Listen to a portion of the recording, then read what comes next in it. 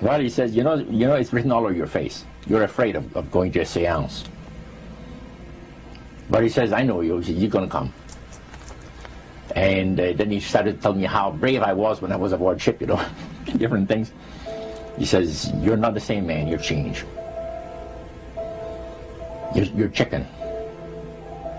That's all I needed to hear. I said, when do we go to a seance? So one Saturday evening, we were in the place.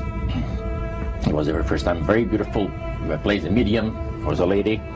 She had a gorgeous new home in Montreal. And there were about 20 invited guests there, which I was one of them. And she communicated with the spirits for different people there. And they were telling them what the spirit said. One man said, I would like to talk to my friend that died 6 months ago. But I don't want him to appear. Just want to talk to him. Because he says, I don't trust you talking to my friend for me. So the medium says, let me inquire of the spirit. Yeah, the spirit will talk with you. And that big masculine voice was heard in the place. It says, hi, Frank. It's nice of you to ask for me to talk with you. And they had a little chat. And after it was over, Frank says, this is the greatest thing on earth, to be able to talk with the spirits of the dead. Then the medium said, we have a very special surprise tonight for you people. A spirit will manifest itself openly here in a few minutes. And it's like a big gust of wind hit the building. And right through the wall. Now the lights weren't terribly bright, but they were like living room lights. A couple of floor lamps and maybe some of these. And that translucent being seemed to come right out of the wall. How did you feel right at that moment? It's almost like my heart stopped a little bit. You know, very weird feeling. So it was a lady in a beautiful evening gown, swirling. And she said to Mary, my dear sister, you are so wonderful to have asked for me. And Mary fainted and fell right off her chair on the floor. And a couple of guys jumped up and picked her up, and it's very gone. And that was the beginning of it. That's how you got into it. Yeah, that's the way I got into it. After a while, you see, there's something interesting about the human mind. You can adjust to an awful lot of stuff. You can adjust to a lot of things that would terrify you to begin with. After a while, they become common and ordinary. So you mean contact with the supernatural can become commonplace and ordinary and doesn't bother anybody? Yeah. In other words, the more that you do it, you're not uncomfortable. That's right. It's just not an uneasy feeling. Yeah. So how did you feel about it? Then I got into a secret society that worshipped the spirits, you see. Well, now how is that different from the seance, Roger? It happens that the seance are not involving in many ways.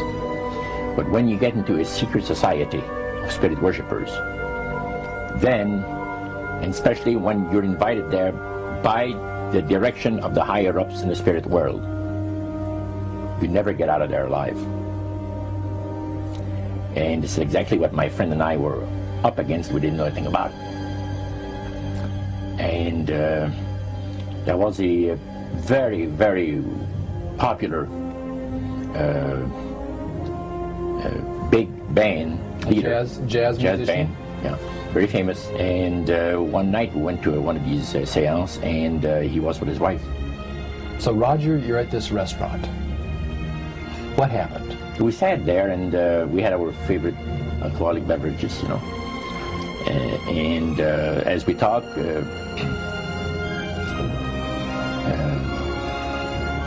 band leader says, I want power. I go right to the source of power. And he says, how do you think that I became famous the way that I am? Well, I said, you must have had some good luck. Well, he says, there's no such thing as good luck. He says, there's either some power working for you somewhere, or you don't get ahead in this world. Not in my type of occupation. So it went from there. We got talking about spirit worship. Did it intrigue you? Or did it make you want to find out more about what exactly he was talking about? Yeah.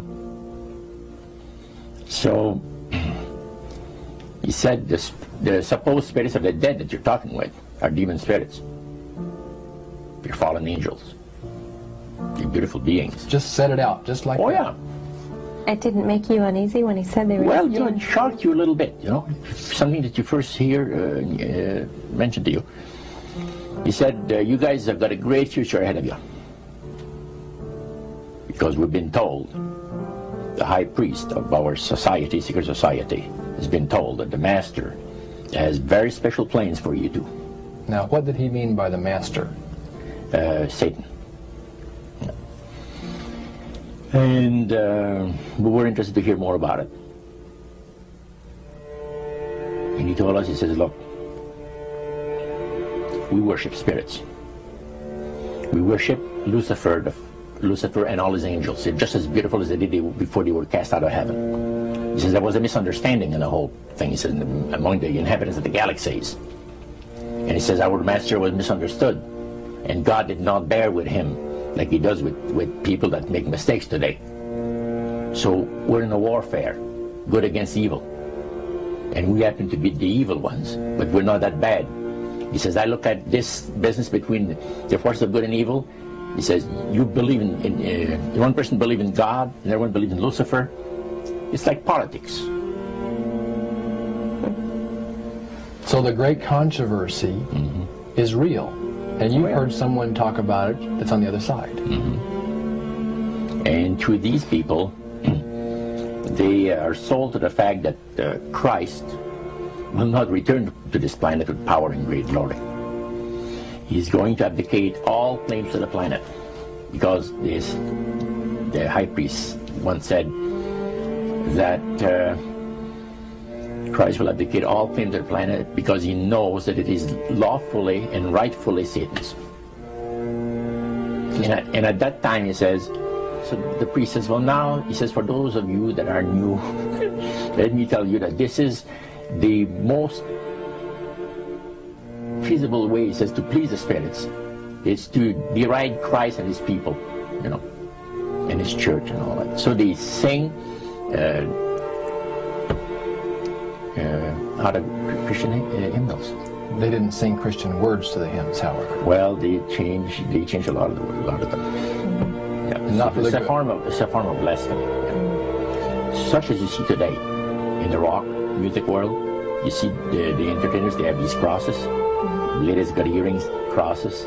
The guys got crosses. This is a form of blasphemy, a form of deriding Christ. You see, spirits cause the people to do that, to find pleasure in wearing this type of emblem, which is the cross is the emblem of the crucifixion of Christ to the Christians.